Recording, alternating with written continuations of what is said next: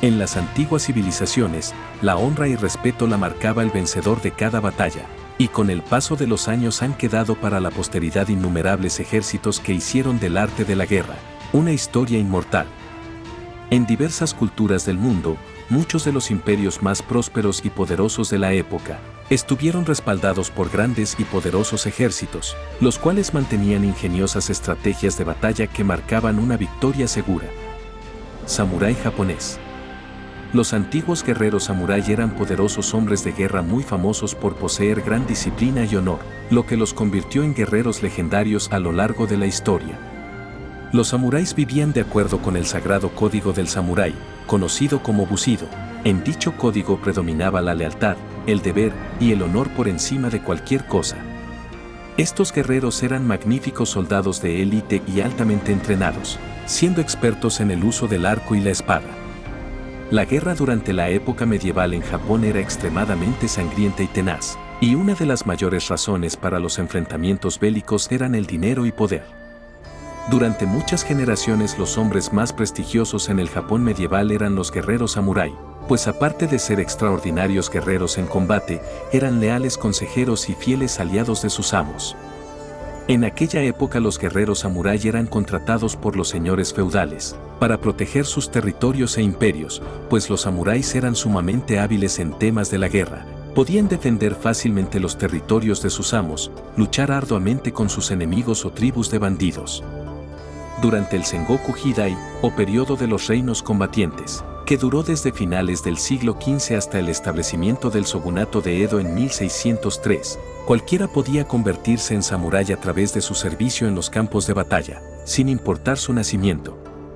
Sin embargo, años más tarde, durante el periodo Edo, se estableció un duro y rígido sistema en el que se separaba a la gente por grupo social según su condición u oficio. Así, bajo este sistema los samuráis eran la clase alta y gobernaban Japón, siendo precedidos por el resto de la sociedad civil. Con los años, ya no era necesario que los samuráis lucharan en los campos de batalla. Aún así, eran muy respetados por la sociedad japonesa debido a la filosofía que poseían, la cual fue pasada de generación en generación, cuyos principios generales eran dedicar su vida a realizar sus propias acciones y cumplir sus responsabilidades, servir a su señor o amo, hasta el extremo de sacrificar su vida, y estar preparados para dar su propia vida en caso de fracaso. Este último incluía el acto del seppuku, en el cual el samurái, por un fracaso grave, se cortaba el abdomen, quitándose la vida en un ritual al frente de la sociedad japonesa. Legión Sagrada de Cartago. La Legión Sagrada estaba formada por una falange de lanceros veteranos, criados en Cartago y entrenados y armados según la tradición de los hoplitas griegos. Lo que les daba su singularidad era el hecho de que se les reclutara entre la población de la ciudad, más que entre los aliados, soldados de leva o mercenarios, que normalmente componían el grueso de los ejércitos cartagineses. Se les elegía de entre la nobleza y los ciudadanos ricos, estaban entrenados y eran disciplinados. Gracias a su posición social, podían permitirse una armadura completa, coraza de bronce, grebas, casco y un oplón de color blanco. Los miembros de la Legión Sagrada iban armados con lanzas hoplitas, con la punta de hierro y una pica de bronce en la base para dar equilibrio, aunque también llevaban espadas rectas. Estos destacaban por su valor, incluso cuando eran derrotados y de ellos se esperaba que lucharan hasta la muerte, como ocurrió en la batalla del Crimiso en el 340 a.C. Esta derrota supuso un duro varapalo del que no acabaron de recuperarse. Con el tiempo, y a causa de la presión de las guerras de Cartago con Roma, la Legión Sagrada fue reemplazada por ejércitos de mercenarios, que eran mantenidos con las riquezas obtenidas del comercio.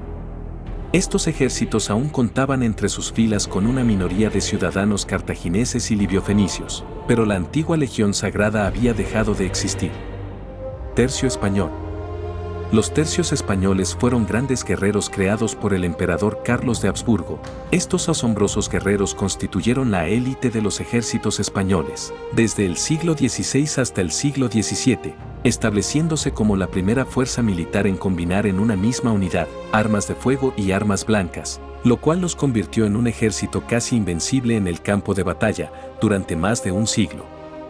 Los tercios eran una unidad guerrera que inicialmente fue preparada como guarnición, para los diferentes territorios conquistados por el reino español. Sin embargo, con el tiempo, lo que en un inicio fueron tropas de guarnición, más tarde fueron convocadas como apoyo para los diversos frentes de guerra del emperador por su gran valentía, coraje y sobre todo por la gran lucha que habían demostrado en el campo de batalla. Así, por su gran rendimiento en combate, los tercios empezaron a marcar su leyenda de ser guerreros invencibles, convirtiéndose en las tropas élite del ejército del emperador. La supremacía de los tercios se basaba en su gran astucia para organizarse en el campo de batalla. La innovación era uno de los papeles fundamentales para el éxito de sus tropas, pues sus tácticas de guerra eran siempre renovadas y mejoradas.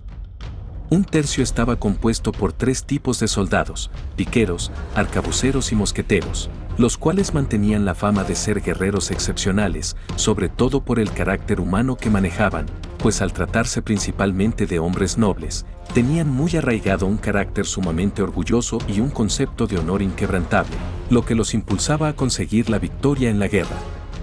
Esta poderosa arma era mucho más letal que cualquier otra, pues marcaba una diferencia importante respecto a los mercenarios que luchaban por dinero y querían conservar su vida para poder disfrutarlo, y también respecto a las milicias ciudadanas, motivadas para defender sus ciudades, pero en su gran mayoría sin preparación militar. Con el tiempo, otras naciones no tardaron en copiar y adaptar el modelo de los tercios, reclutando soldados entre la baja nobleza e instruyéndoles en el manejo de diversas armas.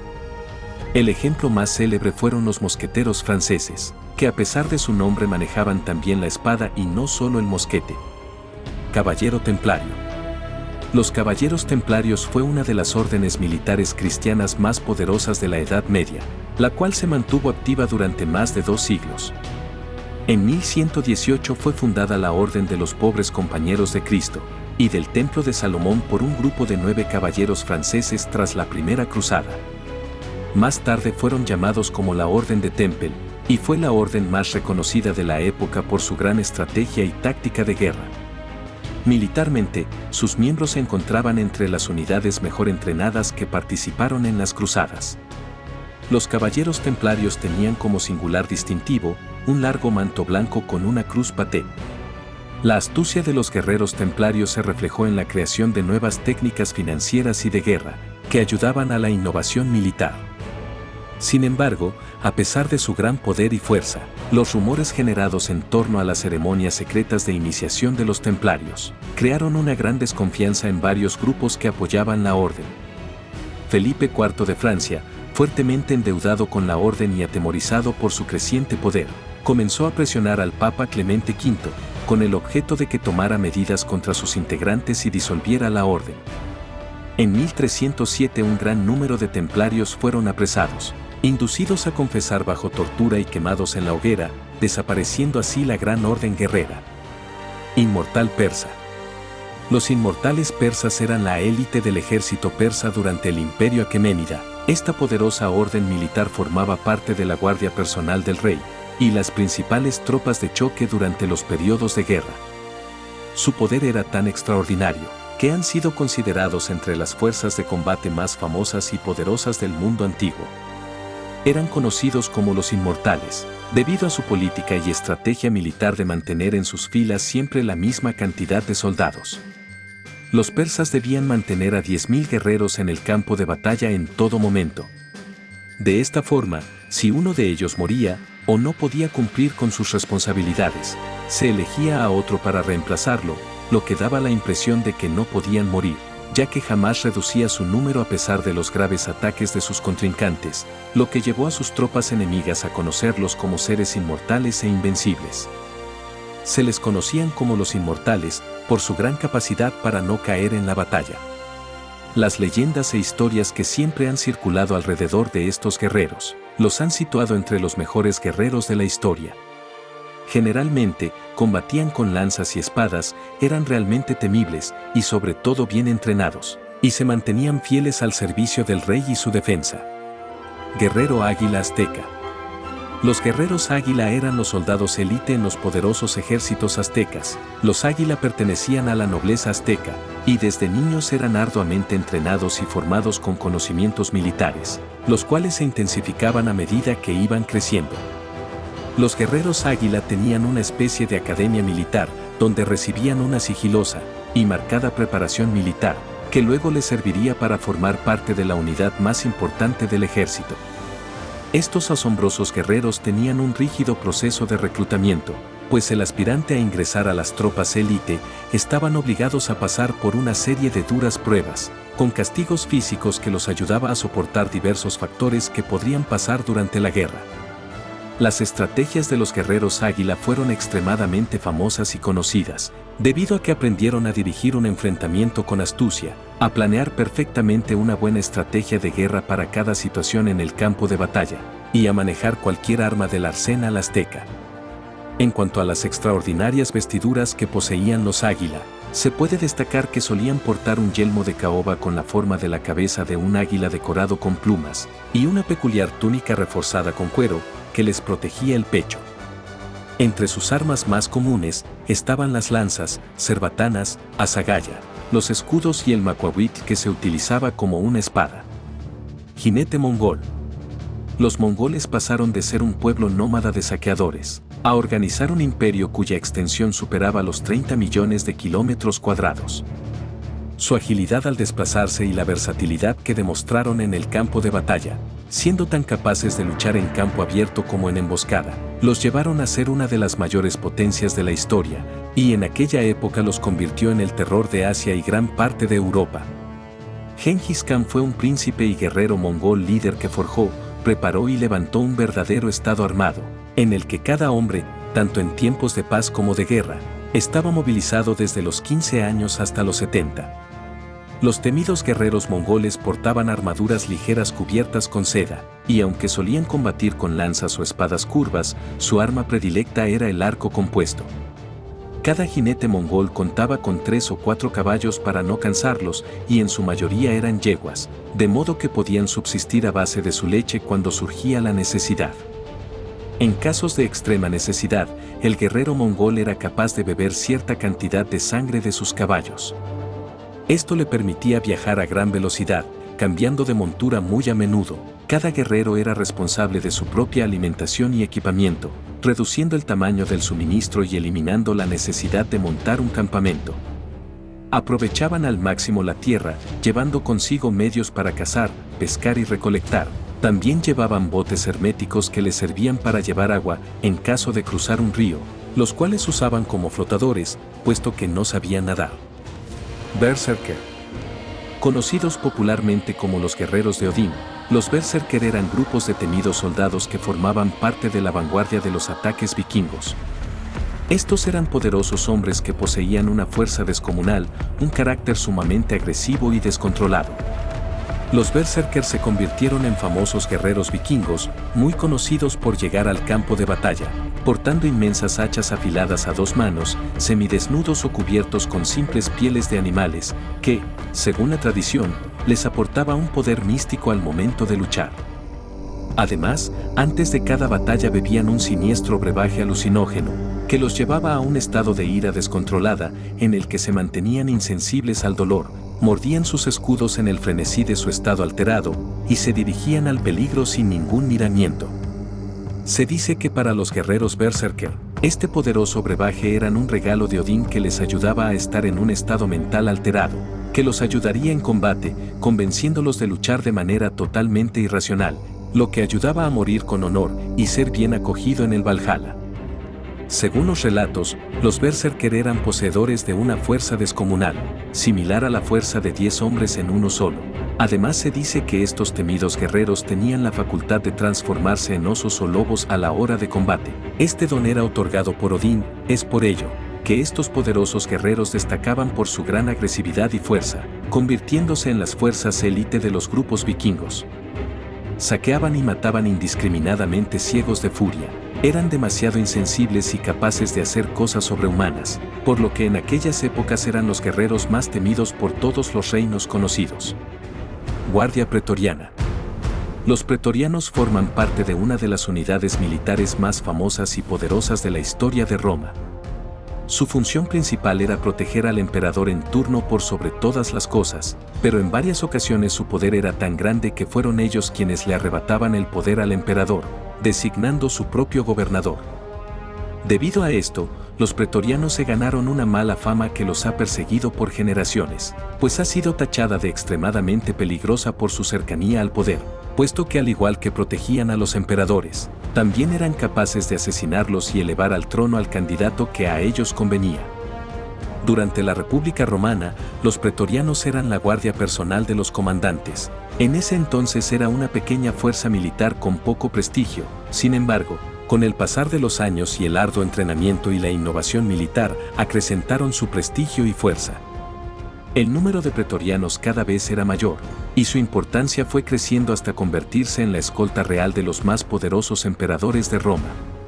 Augusto, el primer emperador de Roma, fue el encargado de institucionalizar la guardia pretoriana de manera permanente. Hacia el año 27 a.C., creó 9 cortes que pudieron sumar unos 4.500 soldados para proteger a toda la familia imperial. Así, a finales del siglo I después de Cristo, se estableció de manera general en 10 cortes, cada una de ellas con alrededor de 480 hombres, a los que había que sumar una unidad de caballería como apoyo con unos 100 jinetes. Con los años, el número de soldados pretorianos no paró de crecer, consolidándose como uno de los mejores y más poderosos ejércitos de toda la historia. Jenízaro otomano. Los jenízaros eran un cuerpo del Imperio Otomano formado por unidades de infantería especializadas y entrenadas para custodiar especialmente al sultán y a todo su palacio real. Esta poderosa guardia otomana fue fundada por Murad I y en un inicio estaba formada por jóvenes provenientes de familias cristianas y prisioneros de guerra. Los jenízaros fueron el primer ejército otomano próspero, y todo se debía a su ardua y meticulosa preparación militar. Los entrenamientos físicos que recibían eran extremadamente duros y exigentes. Generalmente, a quienes llegasen a pertenecer al ejército jenízaro se les instruía en la religión musulmana, a pesar de que eran provenientes de otras culturas y costumbres, así también aprendían idiomas, literatura y otras disciplinas. Hacia finales del siglo XVI se convirtieron en un auténtico cuerpo de élite de difícil acceso, pues su poder en batalla fue tomando espacio entre los demás ejércitos. Se convirtieron en tropas tan famosas y de mucho prestigio, que muchas familias ofrecían a sus hijos a los militares jenízaros con el objetivo de medrar socialmente. El poder de los jenízaros llegó a ser tan grande que incluso en el siglo XIX intentaron derrocar al sultán, lo que llevó al sultán Mahmud II a destruir la orden tras ejecutar a todos sus miembros, para así conservar el poder. Caballero medieval. Los caballeros eran los guerreros más temidos y protegidos en el campo de batalla medieval, y fuera del campo de batalla se mantenían entre los miembros más elegantes y educados de la sociedad. Sin embargo, lograr este alto estatus se hizo cada vez más difícil a medida que avanzaba la Edad Media, puesto que las élites querían mantener su exclusividad, pero las necesidades de aumentar sus filas obligaban a que muchos hombres que no pertenecían a la clase alta ingresaran a las tropas de los caballeros medievales. A pesar de ello, se mantuvo varias reglas estrictas para que se lograra acceder al prestigio de pertenecer a este temido ejército. Las condiciones para convertirse en caballero eran nacer en una familia noble, ser educado desde la niñez, tener dinero para comprar armas, caballos y conocer las reglas de la caballería. La buena apariencia, la ropa fina, un escudo de armas llamativo y la capacidad de recitar poemas y canciones eran adiciones opcionales, pero muy deseables si uno quería llegar a la cima de la élite de la sociedad medieval. El proceso de convertirse en caballero comenzaba desde la niñez, pues el entrenamiento militar y social debía ser perfectamente logrado. El primer paso era convertirse en un escudero, aprender a usar las armas reales y comenzar a entrenar, específicamente caballería. Los escuderos ayudaban a los caballeros en la paz y la guerra, sujetando sus lanzas o escudos adicionales, limpiando sus armaduras y cuidando los distintos caballos que poseía cada caballero. Así, hasta los 18 años en donde será nombrado oficialmente como caballero en una importante ceremonia aristocrática. Los primeros caballeros podían venir de cualquier parte, todo lo que se necesitaba era coraje, trabajo duro y buena capacidad económica. Muchos de los primeros caballeros tomaron sus títulos de señores en el campo de batalla, pues a menudo, después de mostrar gran coraje y habilidad en el combate con sus enemigos, eran nombrados parte de la caballería medieval. Los guerreros medievales a caballo, a finales del siglo X, eran caballeros que se habían convertido en el cuerpo militar más relevante y poderoso de la época, porque solamente ellos poseían el entrenamiento militar necesario y la suficiente riqueza para mantener las armas y los caballos óptimos para poder desarrollar su forma típica de combate. Hoplita espartano. Esparta fue una de las ciudades griegas más importantes de las épocas arcaica y clásica, y fue famosa por su gran destreza militar. Los espartanos tenían una sociedad militar muy marcada, pues en la cima de la sociedad se encontraban los guerreros y conquistadores espartanos, soldados que formaban una minoría de 9.000 hombres, que ocupaban todos los cargos públicos y dirigían el poderoso ejército espartano. Así, los soldados se posaban en la clase alta, mientras que cualquier otra persona con cualquier otro oficio era mal visto o indigno para ellos. Esparta era un estado netamente militar, y todo lo que se hacía debía ser en función del ejército y sus conquistas. Los espartanos no trabajaban ni hacían ninguna actividad productiva, ya que se decía que para eso estaban los hilotas y los periecos, pues a los guerreros no les interesaban aprender sobre otras artes como la filosofía, sino que únicamente les importaba formarse desde muy niños para la guerra y así extender las fronteras del estado. Las exigencias de los espartanos para aquellos que deseaban entrar a sus ejércitos eran demasiado rígidas, incluso desde el nacimiento de un nuevo espartano, pues cuando los niños nacían con defectos o discapacidades eran cruelmente asesinados y arrojados desde lo alto del monte Taygeto, para evitar, según los altos militares espartanos, que la raza de guerreros se debilitara. Por otro lado, cuando un niño sano cumplía los 7 años, pasaba inmediatamente a formar parte del arduo entrenamiento militar espartano, donde eran separados en grupos y vivían en cuarteles, asegurándose que desde niños el ejército sea excepcionalmente bárbaro. Los profesionales y bien entrenados hoplitas espartanos probablemente fueron los mejores y más temidos soldados en Grecia, luchando con distinción en batallas claves, como las Termópilas y Platea a principios del siglo V antes de la era común. Los guerreros espartanos tenían un fuerte énfasis en el entrenamiento militar, pues gracias a ello lograron maniobras de batalla relativamente sofisticadas, lo cual los hizo muy temidos a través de Grecia y una gran leyenda en la historia. Gladiador romano. Los guerreros gladiadores eran mayormente criminales, esclavos y hombres libres que combatían en la arena de los anfiteatros como entretenimiento de la clase alta. Muchos morían en el campo de batalla, pero muchos otros se convertían en verdaderos ídolos de las multitudes que los enaltecían. Los gladiadores eran meramente bienes de mercado y estaban entrenados netamente para matar. Sin embargo, estos encarnaban los valores de masculinidad exaltados por la sociedad romana y podían convertirse en héroes populares y objetos de deseo para las mujeres. Su profesión de gladiador no estaba destinada tan solo al combate, sino que ofrecía un entrenamiento dirigido a desarrollar las virtudes guerreras y a fomentar el arte de la espada. Los condenados a trabajos forzados podían convertirse en luchadores profesionales al cumplir parte de su pena en una escuela de gladiadores, donde un maestro los entrenaba para luchar de forma ejemplar. Al ingresar al entrenamiento en el ludus, cada alumno se especializaba en un arma distinta que distinguía a cada tipo de gladiadores como samnitas, provocadores, retiarios, tracios, murmillones, sagitarios, y cada uno era experto en un arma. Sin embargo, esto no significaba que no pudieran utilizar otras armas con perfección. El adiestramiento estaba confiado a un antiguo gladiador veterano, que únicamente iba al ludus durante los entrenamientos. Los aprendices practicaban con un florete de madera y se batían contra una estaca fijada en el suelo. Con una mano sostenían la espada y con la otra, un escudo de mimbre.